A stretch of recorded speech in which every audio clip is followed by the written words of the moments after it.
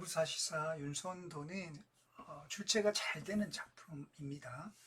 그리고 총 40수로 되어 있는 연시조인데 이 중에서 몇 가지 수가 발췌되어서 교과서에 많이 실려 있고 학교에서 외부 지문 프린트로도 많이 공부를 하기 때문에 항상 정리가 필요한 그런 작품이고요.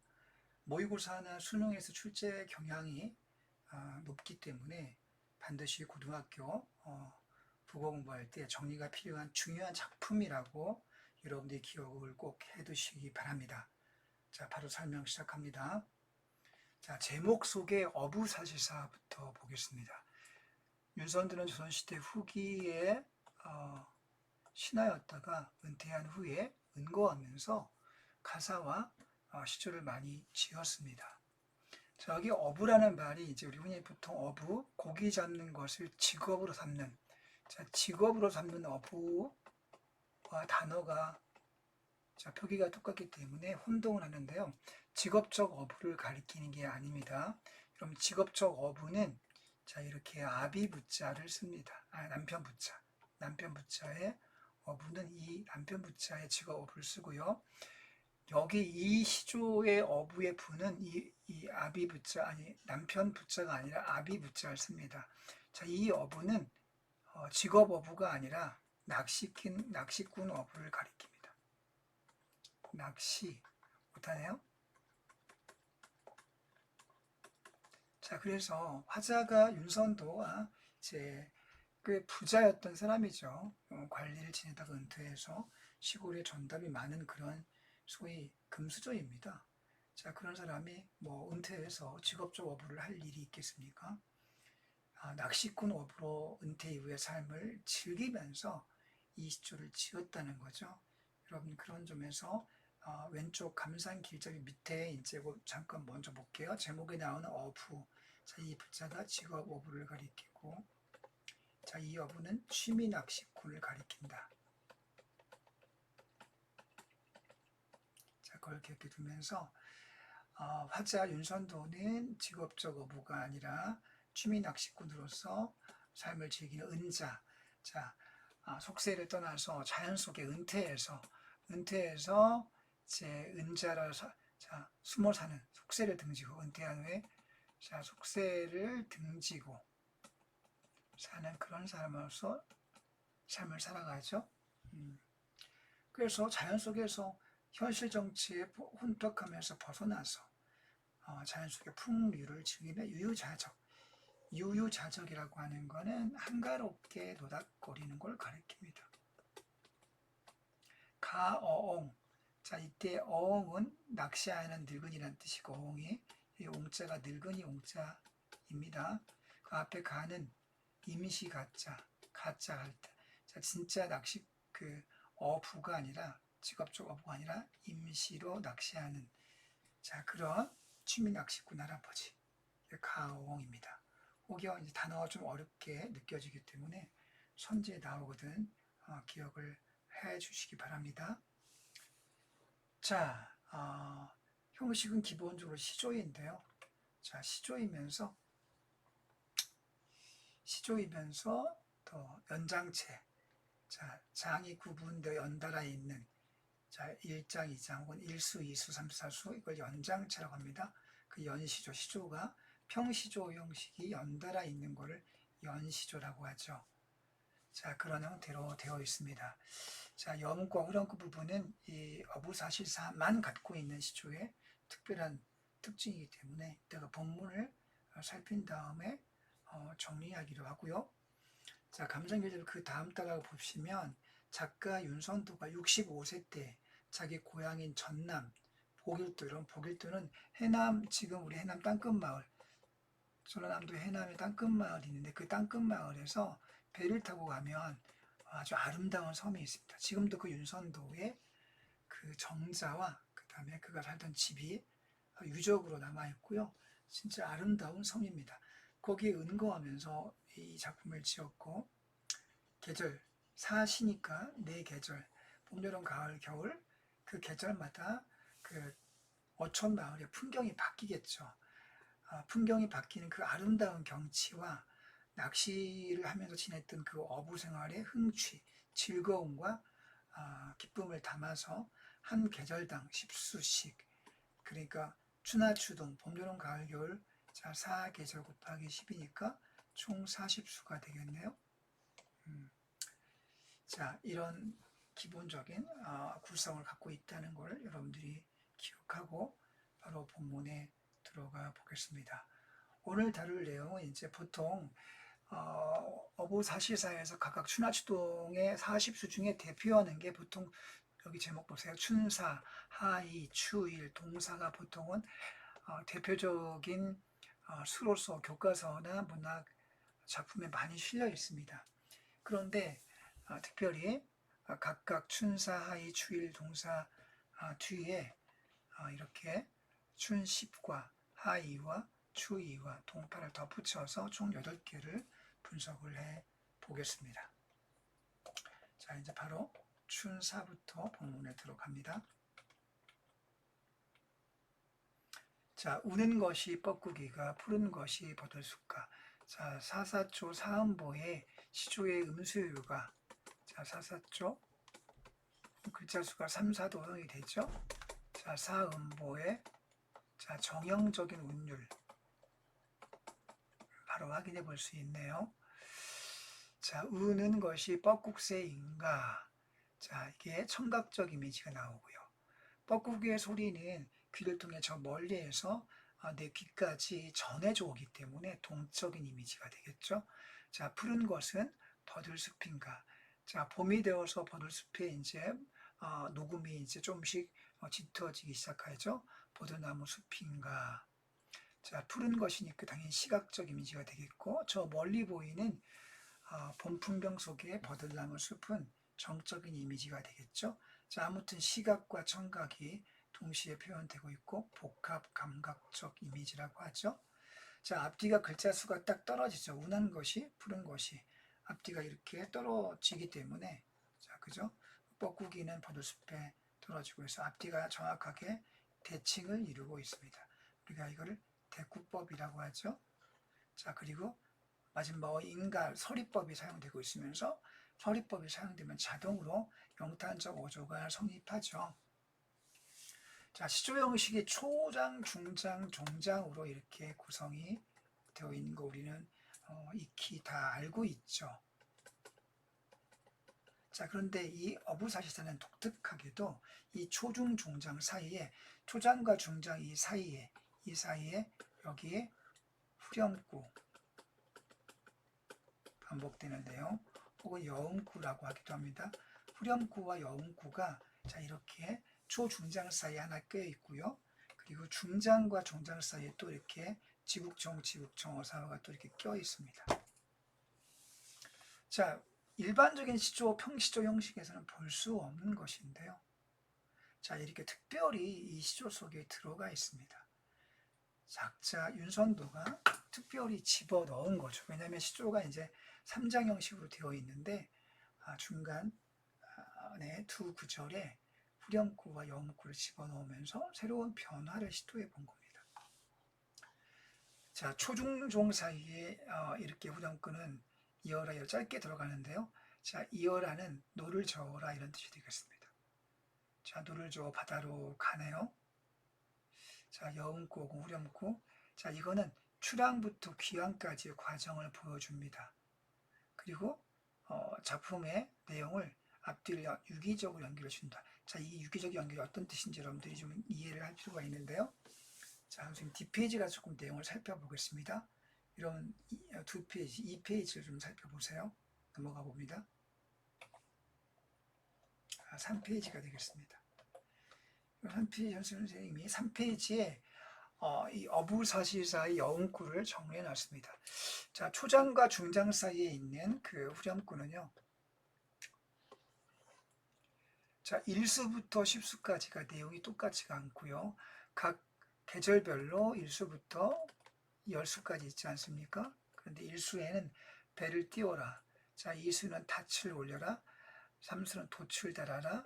그다음 4, 5수는 노를 저어라. 자, 6수는 돛을 내려라. 7수는 배를 세워라. 8수는 배를 메워라. 골수는 닻을 내려라. 십수는 배를 대라. 자, 이게 쭉 1수부터 10수까지 초중장 사이의 영구, 후령구는 어떤 데입니까? 배를 타고 바다에 나가는 것부터 나갔다가 도출 달고 다니다가 들어와서 포구에 들어왔을 때의 장면까지, 자, 그것을 과정을 쭉 출항부터 귀항까지를 보여주죠. 자, 그것이 1수부터 10수까지 똑같지가 않고 약간씩 변화되면서 같은 위치에 반복되고 있습니다. 자, 그렇기 때문에 작품의 내용을 1수부터 19까지 유기적으로 연결하죠. 자, 1부터 10수까지 후렴구는 하루 동안에 배를 타고 나가서 돌아오는 과정, 하루 동안 시간의 경과를 의미하기도 하고요. 배 타는 과정을 보여주기도 합니다. 그 다음에 또 지금 말 나온 김에 중장과 종장 사이 후렴구도 있는데요. 그건 전편에 똑같은 내용이 반복됩니다. 그거는 자, 지국총 어사와, 자, 지국총 어사와로 똑같은 내용이 항상 같은 이치에서 반복되고 있는데요. 자, 이 앞에 찌그덩 이건 찌그덩. 자, 찌그덩이라는 의성어. 우리가 노를 저을 때 나무 배에서 그 노가 나무의 배전과 그 맞닿아서 나는 마찰 소리가 찌그덩이죠. 그 찌그덩을 한자어로 지국총. 자, 이게 지국총이 보세요. 한자어로 표현되어 있습니다. 이 한자어는 뜻이 있는 게 아니라, 자, 이 소리, 노젓는 소리를 소리를 빌려서 음차로 표현한 것입니다. 자, 한자를 음차로 빌려서 의성어를 표현했다. 노젓는 소리입니다. 의성어. 자, 지국총 두 번 나왔죠. 그 다음에 어사와는 어영차. 노를 저을 때 그 배에서 노를 저는 노꾼들이, 자, 이게 노가 되게 크지 않습니까? 무겁고 크기 때문에 이걸 저을 때 온갖 힘을 다해서 쥐어 짜면서 노를 쳤죠. 어영차 이렇게 소리를 내면서 부릅니다. 자, 이거는 노를 저을 때 사람이 내는 소리. 이거 어영차는 사람이 내는 소리고요. 지국통은 노가 내는 소리입니다. 아무튼 이것도 의성어여서 한자를 음자에서 표현했습니다. 자, 이게 중장과 종전 사이의 후렴구는 1수부터 10수까지 똑같습니다. 전체의 40수가 똑같이 일정하게 반복되는 거죠. 자, 이런 의성어는 당연히 생동감을 느끼게 하고요. 사실감을 부여하고 감각적이죠. 청각적이니까 감각적이고, 자, 그리고 흥취, 즐거움을 돋구고 또 단조로운 흐름에 변화를 줍니다. 단조로움을 깨고 변화를 주고요. 당연히 반복되니까 운율을 형성하고요. 그 다음에 통일성을 부여합니다.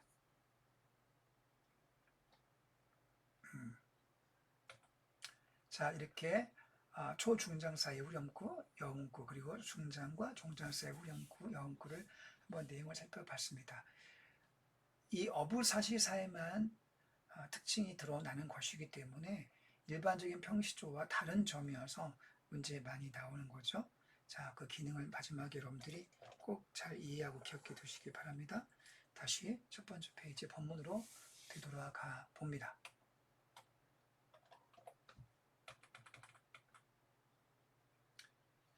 자, 이제 중장을 보겠습니다. 어촌 두어 집이 내 속에 들락날락. 배를 타고 나와보니까 어때요? 저 멀리 어촌 집이 보이죠? 어촌 집이 보입니다. 자, 여기 저 멀리서 보이는 풍경이니까 여기 원경이 되겠습니다. 그리고 우는 것이 뻐꾸기야 푸는 것이, 이것도 원경이 되죠. 멀리서 본 경치.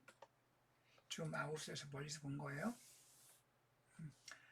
그리고 아까 지국종, 집종, 어사는 선생님이 아까 정리했습니다. 뒤에서 마지막 어촌 두어 집이 내 속에 들락들락. 자, 해석을 좀 주의해 봅시다. 자, 내라고 하는 건 안개를 가리킵니다. 뜻 주의하시고요. 나락들락, 들락날락 하는구나. 자, 이것도 의태어를 사용해서 감각적으로 묘사하고 있네요. 자, 안개 속에 쌓여있는 어촌 모습을 원경으로 표현했고, 자, 집이 들락날락거린다? 집은 제 정한 위치에 고정되어 있을 텐데 들락날락거린다고 표현한 건 무슨 표현법일까요? 마치 살아있는 것처럼, 살아있는 동물, 짐승처럼 표현하고 빗대어서 말하고 있네요. 자, 활류법이죠. 자, 종장 봅니다. 맑은 깊은 소위 온갖 고기 뛰노나다. 자, 맑은 깊은 속에, 자, 깊은 연못에 아마 보길도에 이게 바다인지, 자, 이거 호수이 아마 연못도 있었나 봐요. 자, 그 온갖 고기가 뛰어노는구나. 뭐뭐나다. 영탄법이 사용됐고요. 자, 소희의 뜻이 연못이라는 거 해석 주의합시다. 자, 마지막에 물고기가 뛰는 모습은 가까이에서 봐야지만 보이는 것이므로, 자, 근경으로 표현하고 있네요. 자, 초중장이 원경이고 종장이 근경이기 때문에 이러한 표현법 뭐라고 합니까? 원근법이라고 하고요. 자, 여기에는 시선의 이동이 깔려 있습니다. 시선의 이동이. 자, 봄의 경치를 나타내는 소재가 바로 뽁뽁이, 철새 뽁뽁입니다. 버드나무 숲도 이게 봄, 여름에만, 가을에만 볼 수 있기 때문에, 자, 일단 봄 경치 연결돼 있고, 안개, 내도, 안개도 봄부터 볼 수 있는 것이기 때문에 이 세 개의 소재가 봄이라는 계절과 연관되어 있는 소재가 되겠습니다. 자, 봄날 어촌의 유유자적한 어떤 삶을 표현하고 있습니다. 자, 다음 춘사 10으로 넘어갑니다. 초장, 내일이 또 없으랴 봄밤이 몇 덧세리. 자, 여러분들 낚시하다 보면요, 고기를 잡다 보면 시간이 금방 흘러갑니다. 막 재미있게 고기가 막 한동안 안 잡히다가 이제 막 잘 잡히기 시작하는 그 즐거운 순간에 이제 해가 지려고 해. 굉장히 아쉽죠. 어두운 데서 낚시하거나 고기 잡는 것은 요즘같이 전기, 전등이 이렇게 잘 발달되는 현대에는 가능한 얘기지만 옛날에는 되게 힘들었죠. 그래서 해가 지면 무조건 철수합니다. 자, 그래서 아쉬움이 있네. 내일이 또 없겠느냐? 또 있어. 자, 서리법으로 표현합니다. 자, 내일 또 하면 돼. 봄밤이 몇 덧세리. 자, 봄밤이 얼마 동안, 몇 덧, 얼마 동안이라는 뜻입니다. 얼마 동안에 세리, 세겠는가. 자, 야, 이제 오늘 해 지니까 내일 또 낚시를 하거나 고기를 잡으면 되는데, 야, 봄밤이 얼마나 길겠어. 금방 내일 또 이제 해졌으니까 금방 밤이 이제 오고, 내일 해가 뜨면 또 내일 또 하면 돼. 얼마나 길겠냐. 안 길다. 얼마 동안 새겠느냐. 자, 길지 않다. 이런 해석을 해보겠습니다. 내일이 또 있다. 봄밤은 길지 않다. 자, 밤이 되어 낚시를 즐길 수 없는 것은 아쉬움을 표현하고 있습니다. 자, 그 다음에 이제 선생님이 얘기했습니다. 자, 초중장 사이의 여무구령구는 1수부터 10수로 갈 때, 자, 변화되면서 반복되지 않습니까? 자, 마지막 10수의 초중장 사이의 여무구령구는 배에 붙여라. 자, 포구에 배를 붙여서 돌아오는 겁니다. 자, 이제 귀향했을 때 마지막 자, 백군들이 할 일이 바로 배를 타고 내리려면 배를 포구에 붙여야 되는 거죠. 자, 포구에 정박하는 장면을 표현한 것이다. 자, 그리고 정박해서 이제 낚시 도구와 잡은 고기를 들고 집으로 들어가야겠죠. 그래서 낚싯대로 막대를 삼고요. 낚싯대를 가지고 막대기 지팡이를 삼아서, 자, 우리 집 살인문, 자, 시골집이 살인문으로 되어 있죠. 그죠? 지푸라기 이렇게 약간 큰 풀 줄기들을 말린 것을 엮어서 문을 만든 걸 살인문이라고 합니다. 집을 찾아가 보자. 자, 중장이 끝났고요. 자, 중장, 종장 사이에 똑같은 후렴구, 지국종, 어사가 역시 일정하게 반복되고 있음을 확인했습니다. 어부의 생애는 이렁구렁 디넬로다. 자, 어부의 삶은, 시간은 이렇게 한가롭게 지내는구나 라고 해서, 자, 한가로운 어부의 삶을, 낚시가 얼마나 즐겁겠습니까? 스트레스 받을 일도, 돈 버느라고 힘든 일도 없이 아주 한가롭게 지내는 삶을, 자, 어부의 삶에 대한 만족감을 잘 표현하고 있습니다. 낚시를 길게 밤낚시 못하는 아쉬움과, 자, 어부의 한가로운 삶에 대한 만족감이 표현되고 있죠. 자, 이렇게 해서 순사 4와 10이 끝나고 이제 하로 넘어가 보겠습니다. 하사 2가 대표적인 작품 중에 하나죠. 자, 연잎에 밥 싸두고 반찬하라는 장면 봐요. 여러분들 여름에 이제 밖에 나가서 낚시하거나 또 놀 때 도시락을 싸야 되지 않습니까? 자, 도시락 싸갈 때 요즘처럼 뭐 플라스틱 도시락 이런 게 없죠. 금속 도시락은 없는 시대이니까 자, 밥을 어디에 싸가냐면 연잎에 싸가면 연잎이 이렇게 되게 넓습니다. 그 연잎에다가 이렇게 밥을 싸죠. 이렇게 밥을 싸가지고 이렇게 도시락처럼 가져갑니다. 밥을 싸는데 반찬은 따로 필요 없어. 자, 되게 소박하게 사네요. 반찬 필요 없고 연잎에 밥 싸가면 돼. 자, 소박한 음식을 삶을 표현하고 있고요. 자, 이걸 우리가 한자성어로는 단사표음이라고 하고요. 단사표음은 자, 표음이 자, 한 잔의 물,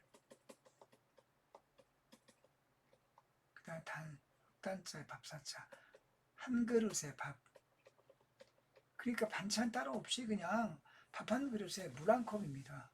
자, 이거 단사표음이라고 하고요. 자, 이런 태도의 소리가 한자성어로 화자의 태도를 안분지적으로 정리할 수 있겠네요. 자, 역시 자, 이수의 초중장 사이 영구른군 닷들어라, 닻을 올려라 라고 해서 닻이라고 하면 닻이 뭐냐면 이렇게 배가 있으면 이게 물입니다. 자, 이 물속에 이제 했으면 땅이 있겠죠. 자, 이제 배가 물 위에서 출렁거리기 때문에 이렇게 물 위에서 배가 출렁거립니다.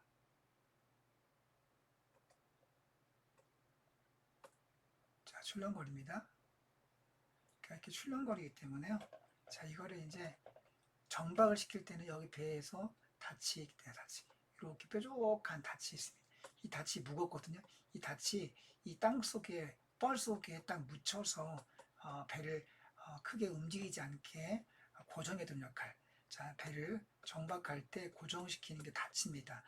정박할 때 고정시키는 것이 닻인데 반대로 배를 출항시킬 때는 닻을 들어야 되겠죠.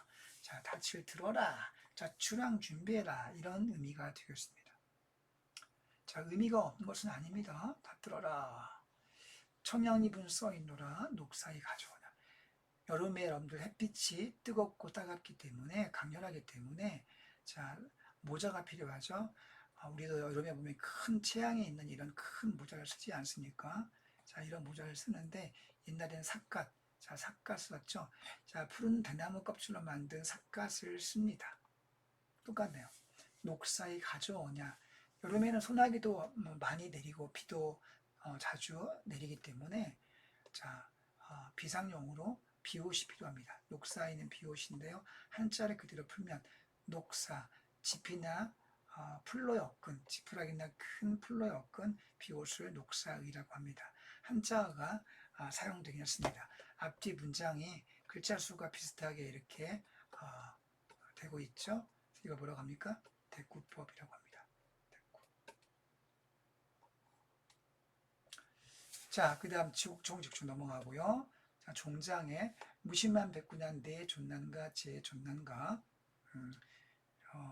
자, 무심한 아무런 생각 없는 아무런 욕심 없는 아무 생각 없는 혹은 욕심 없는 아무 생각 없는 갈매기. 배 타고 나가면 갈매기들어요. 갈매기들이 특히 낚시꾼 배들에 혹시 버리는 그런 물고기가 있거나 혹은 사람들이 이렇게 실수로 놓아둔 것을 갈매기가 훔쳐 먹습니다. 자, 그래서 갈매기들이 배 가까이 많이 쫓아오죠. 자, 흰 갈매기는 나를 쫓는 것이냐? 자, 내가 저를 쫓아가는 거냐? 아니면 지가 날 쫓는 거냐? 자, 둘이 왔다리 갔다리 서로 친구처럼 사귀고 있네. 자, 무라일체, 갈매기와 화자가 일체가 됐고 물시미려 혹은 주객의 일체의 경지 혹은 자연 친화의 경지를 잘 보여주고 있습니다. 자, 여기 오타가 났네요, 여러분들 이거.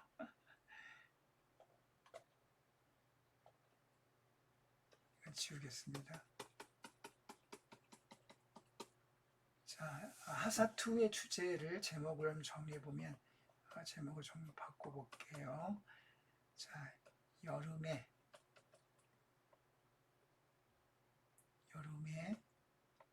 안분지족의 태도.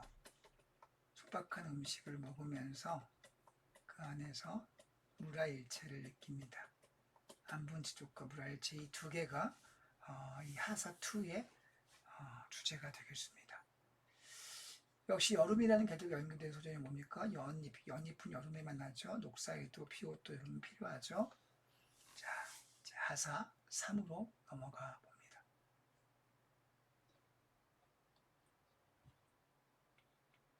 하사 3. 마람잎이 바람나니 봉창이 선할 고야. 마람잎, 마른 풀이라는 풀잎이 있습니다. 여러분들 이제 우리가 이 말한 그 풀잎을 볼 일은 별로 없는데요. 요즘도 이 풀이 있습니다. 연못에 가게 되면 이건 이제 그 바다에 있는 풀은 아니고요. 연못에 있는 풀입니다. 이렇게 연못에 물이 있으면 이렇게 땅 속에 뿌리를 살짝 내리고요. 이렇게 마른 목골에 잎이 나 있는 그런 풀이 마란 풀, 마른 목골에 잎이 있는 그 식물을 마람잎이라고 합니다. 이 물 위에 이게 떠 있어. 자, 이제 여름이 지날 때 한창 때 여름이 이제 가을로 접어드는 순간, 이제 곧 내일 모레면 이제 9월달이 되는데 이제 서늘한 바람이 불기 시작합니다. 이 마른 잎에 바람이 슬슬 불기 시작해요. 자, 물 위에 식생하는 마른 풀잎에 바람이 붑니다. 자, 봉창에 선할 고야. 그러면 배가 보니까 배가 이렇게 보통 있으면요. 자, 배가 좀 큰 배 같은 경우에는 배에 이렇게 이 안에 이 창문이 있습니다. 이 창문은 이제 봉창이라고 부르는데 이 봉창으로 이 마른 잎에 부는 가을 기운이 느껴지는 약간 선선하고 시원한 바람이 불어 들어옵니다. 배에 있는 창문이 서늘하구나. 날씨가 조금 이제 폭염이 끝나고 선선한 바람이 불기 시작합니다. 그게 하사 3이네요. 자, 돛을 달아라 돛을. 자, 돛을 단다는 이런 돛이라고 하는 거는 여기 옆에 간 그림으로 가볼게요. 돛이 이렇게 있지 않습니까? 돛이. 자, 돛을 달면 바람을 타고서 더 빨리 멀리 나갈 수 있죠. 자, 돛을 달아라 돛을 달아라.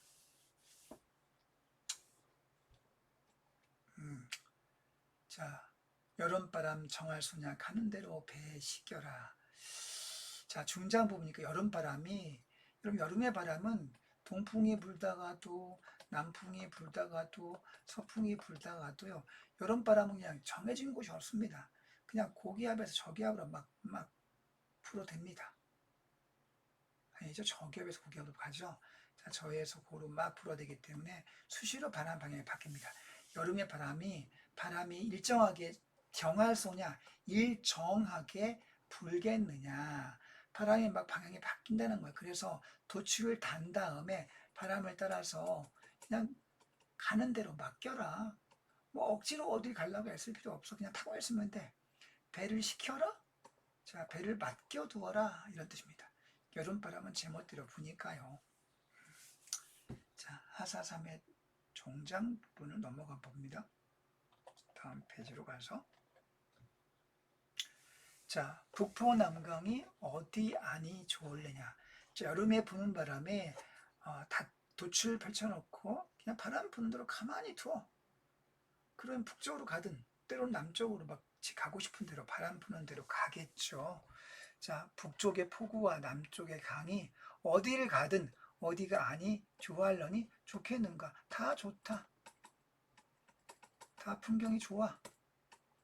자, 이렇게 말하고 있습니다. 자, 얽매일 필요 없다. 유유자적하는 태도를 보여줍니다. 자, 여름바다에서 유유자적하는 삶을 보여줍니다. 자, 추사 1로 가볼게요. 물에 조한 일이 어부생에 아니하냐. 자, 여러분 물은 이게 보통 사물, 물리할 때 물질. 자, 보통 물질 사물을 가리키는데 왜 바깥 했자 사물 바깥. 자, 이건 주의하세요. 해석 주의합니다. 자, 이 물이 속세를 가리키고요. 그 외에는 바깥, 속세 바깥이니까 이 속세 바깥이 어디입니까? 속세 바깥은 자연을 가리키죠. 자, 물 외는 즉 자연을 가리킵니다. 그 자연 속에서 조한, 그럼 이때 좋다는요, 영어로 그 좋은이란 뜻이 아니고 굿이 아니고 깨끗한, 맑은 이런 뜻입니다. 단어의 의미를 주의해서 기억해 둡니다. 좋은 일이 어부생애 아니겠느냐. 자, 속세를 벗어난 자연 속에서 가장 깨끗한 게 바로 어부의 일이야. 깨끗한 호수 위에서, 깨끗한 바다 위에서 얼마나 재밌냐, 좋냐 이거죠. 이런 농사일 하다 보면 막 흙을 만져야 되고 온몸에 먼지를 뒤집어 쓰지 않습니까? 거기에 비해서 어부는 깨끗한 바람과 물속에서 낚시하고 즐기기 때문에 좋다 하는 얘기입니다. 저 어부생의 짱이다. 자, 서리법을 쓰고 있는데요. 자, 질문의 형식을 통해서 자기의 자긍심과 자부심을 강조하고 있습니다. 자, 아까 어부가 직업이 아니라 취미다, 낚시꾼이다 이런 얘기했죠. 뱉더라 뱉더라. 자, 이거는 일수에 나오는 배를 출항시키는 의미가 되겠고요. 자, 중장 가봅니다. 어흥을 웃지 마. 자, 늙은 어부를, 자, 낚시하는 늙은이를 비웃지 마. 자, 그림마다 그 낚시하는 늙은이가 등장인물로 그려져 있더라. 얼마나 좋으면 그러겠어. 자, 화자가 어흥으로서 갖는 자부심과 자긍심을 강조하고 있습니다. 자, 종장 사시흥이 한 가지나 추가는 사계절의 즐거움이 똑같이 좋지만 가을강이 최고야. 가을강에 배를 띄우고 그 즐거움을 표현하고 있습니다. 자, 추사 2로 가볼게요. 수국의 가을이 드니 고기마다 살쪄 있다. 자, 이런 수국은 워터랜드. 자, 물나라, 바다의 가을이 드니 혹은 어촌 마을의 가을이 되니. 자, 어촌 마을 혹은 그냥 말 그대로 직역을 해서 자, 바닷가라고 봐도 되겠습니다. 바닷가 혹은 어촌 마을의 가을이 왔습니다. 고기가 살쪄 있어. 그렇겠죠. 자, 이건 가을 바다의 풍요로움을 말하고 있네요. 닷들어라 닷들어라. 자, 두 번째 수의 초중장 사이에 여운꾸렁꾸렁 닷치를 올려라. 아까 한번 나온 적 있죠. 출항 준비해라. 자, 만경 증파에 실까지 용여하자. 만경. 자, 끝내게 사음으로 끊어볼게요. 만경이 첫 번째 음보, 증파의 두 번째 음보, 실까지가 세 번째 음보, 용여하자가 네 번째 음보입니다. 자, 만경과 증파를 끊어야 돼요. 자, 만경, 넓은 들판, 한없이 넓은 이런 뜻이에요. 증파는 맑은 파도. 이런 바다가 아주 맑고 넓지 않습니까? 만경 증파라고 합니다. 그래서 실컷, 자, 용여하자, 용여. 자, 함께 실컷 즐겨보자꾸나.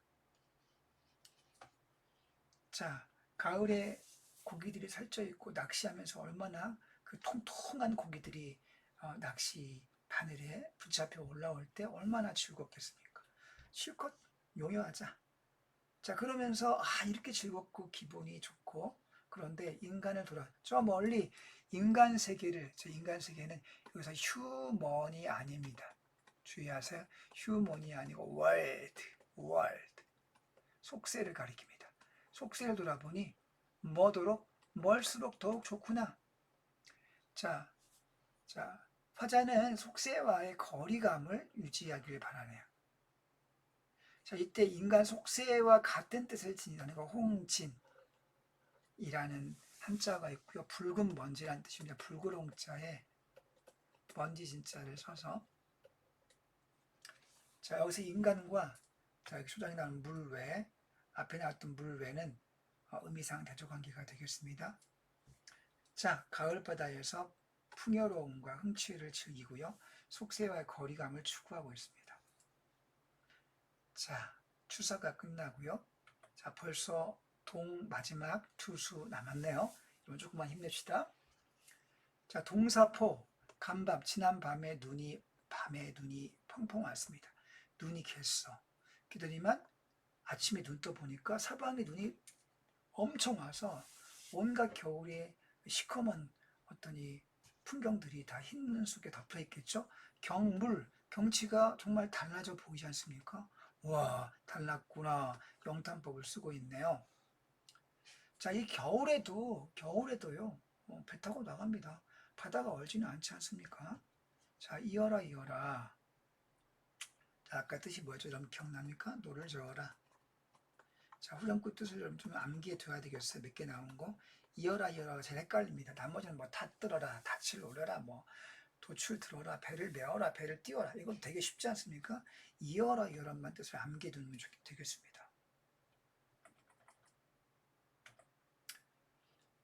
노를 저어라. 앞에는 만경유리, 뒤에는 천첩 옥산. 앞을 바라보니까 드넓은 유리 같은 바다. 자, 만경, 드넓은 유리는 그냥 유리를 가리켜요. 근데 바다에 무슨 유리가 있습니까? 자, 넓고 맑은 바다를 뭐 했습니까? 은유법으로 표현한 거죠. 자, 뒤에는 천첩, 배를 타고 뒤를 돌아보니까 어때요? 저 육지에 있는 뒤쪽으로 저 멀리 흰 눈 덮인 산이 보입니다. 천겹의 옥으로 만든 산 역시 이것도 일종의 은유로 비유했나요? 자, 눈 덮인 산을 자, 은유했습니다. 앞뒤가 뭐가 됩니까? 대구가 되고 있고요. 자, 그리고 대조가 되고 있습니다. 어떤 면에서 대조가 되고 있습니까? 자, 바다는 푸른색입니다. 그리고 산은 흰색이죠. 푸른 바다와 흰 산. 자, 이게 색채 대비가 된다는 거 여러분 쉽게 이해할 수 있죠? 자, 대조 대비 그리고 은유법이 쓰였습니다. 자, 선계인가 불계인가. 자, 지금 화자가 바라보인 이 아름다운 눈 덮인 경치와 드넓은 넓은 깨끗한 바다가 정말 인간 세계가 아닌 것 같아. 자, 선계, 신선의 세계이냐? 불계, 부처의 세계인가? 너무나 자, 이때 선계, 불계 의미는 뭡니까? 이상 세계를 가리키겠네요. 인간 세계가 아니야. 자, 태도가 뭡니까? 눈 덮인 경치를 예찬하고 있네, 예찬. 자, 이때 선계, 불계와 인간의 관계는 무슨 관계? 자, 대조 관계가, 대비 관계가 되겠습니다. 자, 이상 세계 같은 겨울 경치를 예찬하고 있다. 자, 마지막 동사 8을 보겠습니다. 자, 물가에 외로운 솔 혼자 아니 씩씩한 곳. 자, 아무도 여러분 바닷가 가까이 바위라든가 바닷가 육지 바로 옆에 있는 바위 위에 소나무가 있거나 또 이 백사장 뒤쪽으로 소나무가 이렇게 무리져 있는 곳이 바닷가에 많죠. 거기에 외로운 소나무가 혼자 있나 봐요. 자, 소나무 혼자의 씩씩하다. 소나무가 절개야 지조의 상징인 거 다 알고 있죠. 씩씩한가 소리법으로 표현하고 있습니다. 화자의 분신이기도 하겠네요. 자, 배를 메어라 8수. 자, 배를 이제 타고 들어오고 귀향해서 자, 항구의 포구에다 이렇게 묶어야 되겠죠. 자, 배를 여기다 묶어둡니다. 그냥 묶어두겠죠, 이렇게. 자, 머음 구름 한 티마다 세상을 가리온다.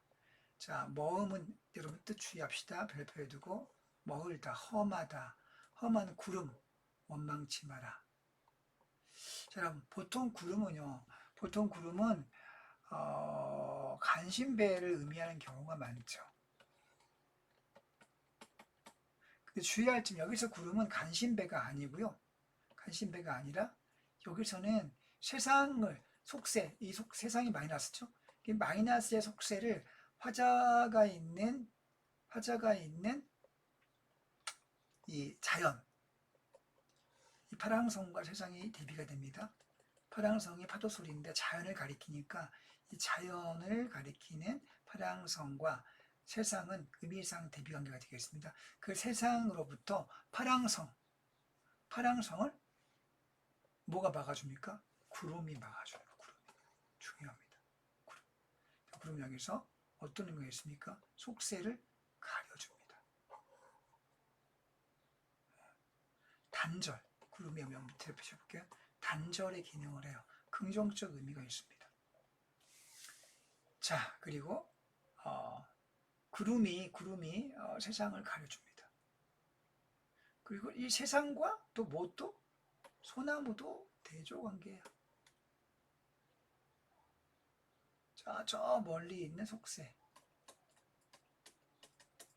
화자가 있는 바닷가, 그리고 파랑성, 파도 소리, 이 둘로부터 화자가 여기 서 있는데 화자가 뭐입니까? 화자가 소나무예요. 소나무. 자, 이렇게 소나무입니다. 이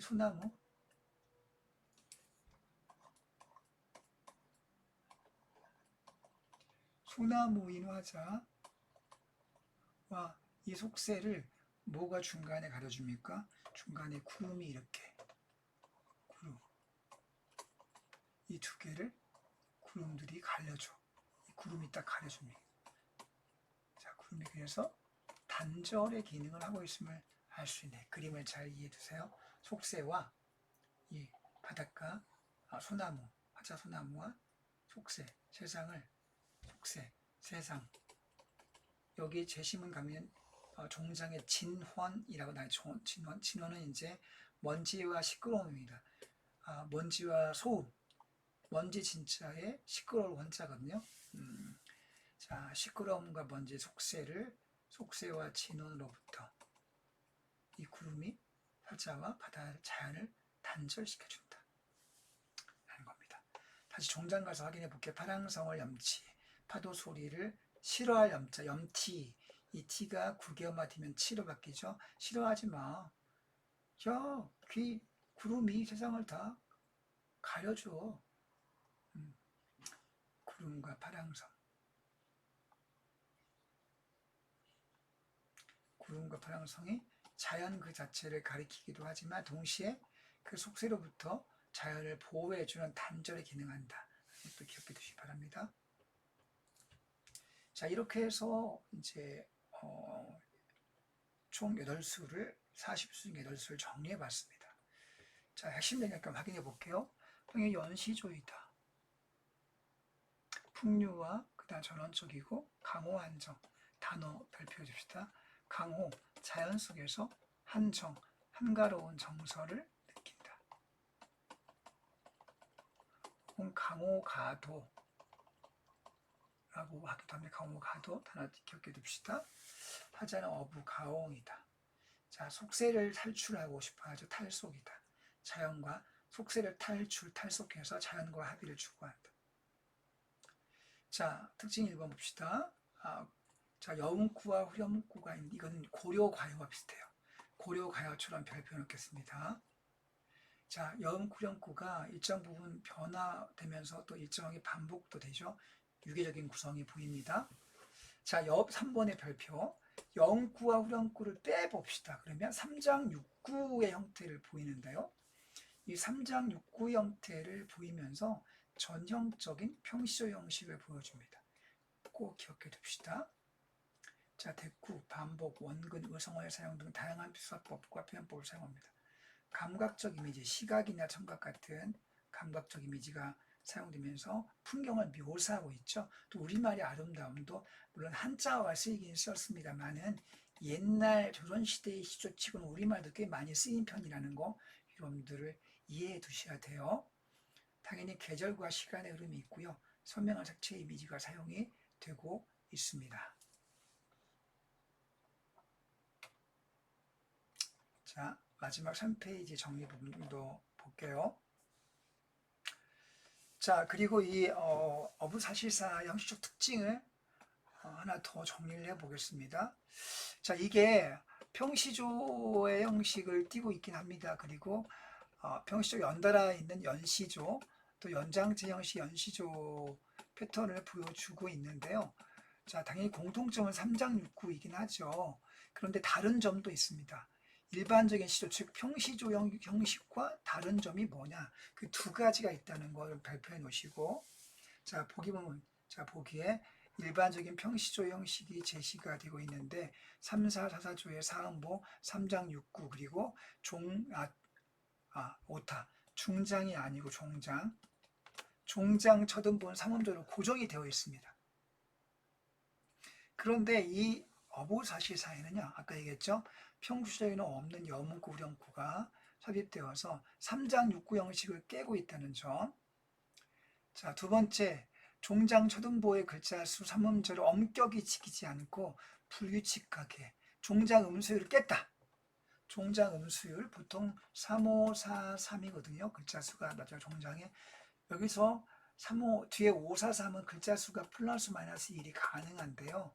여기 첫 글자 3은 무조건 고정되게 되어 있습니다. 반드시 고정되는 게 평시조의 기본적인 규칙이자 약속입니다. 그런데 어부사시사는 그것을 깨고 있습니다. 자, 확인해 볼까요?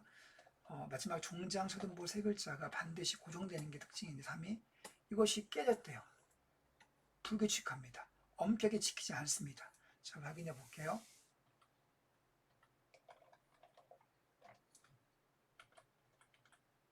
자, 춘사포를 보면요.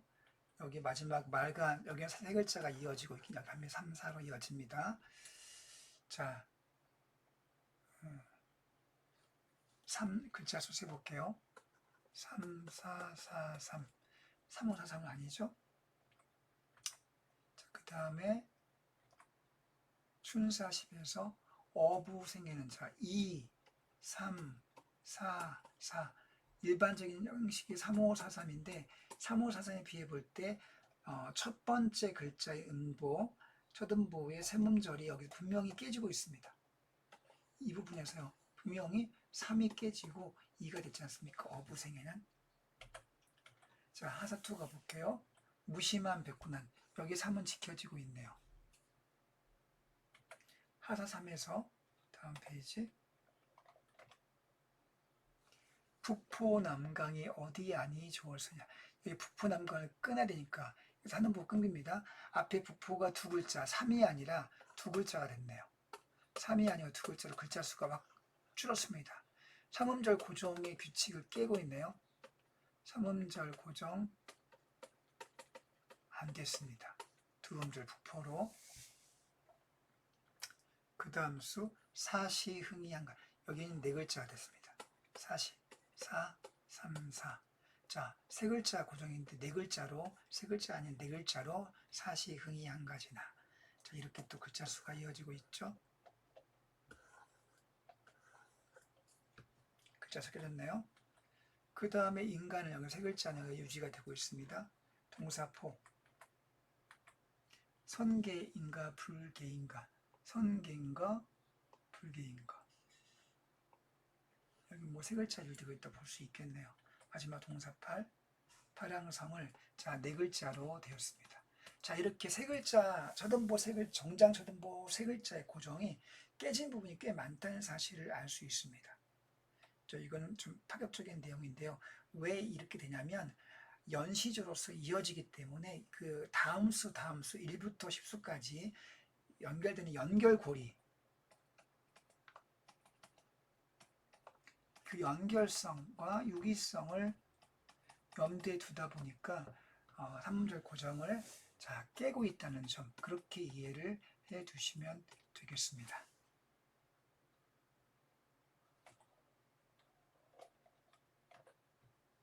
자, 마지막 세 번째 페이지 끝부분 볼게요. 자, 각 계절 10수는 출항에서 귀환까지의 하루를, 자, 하루 별표하세요. 1수부터 10수까지는 하루 동안의 시간입니다. 그 시간 순서를 읊었고요. 자, 추나 추동은 계절의 시간, 계절의 시간의 이름이 드러나 있고 1수부터 10수까지 하루 동안의 시간이라는 거 그렇게 구별해서 기억을 해두고요. 자, 우리말의 아름다움 한자가 쓰이긴 했지만 그 표현 기기가 뛰어나서 우리 시조에서 높은 평가를 받고 있다. 자, 이렇게 해서 정리를 마치겠습니다. 복잡하지만 한 큐에 논리적으로 깨워서 머릿속에 깊이 각인시켜두고 시험에서 잊지 말고 꼭 좋은 결과 있기를 응원하겠습니다. 여러분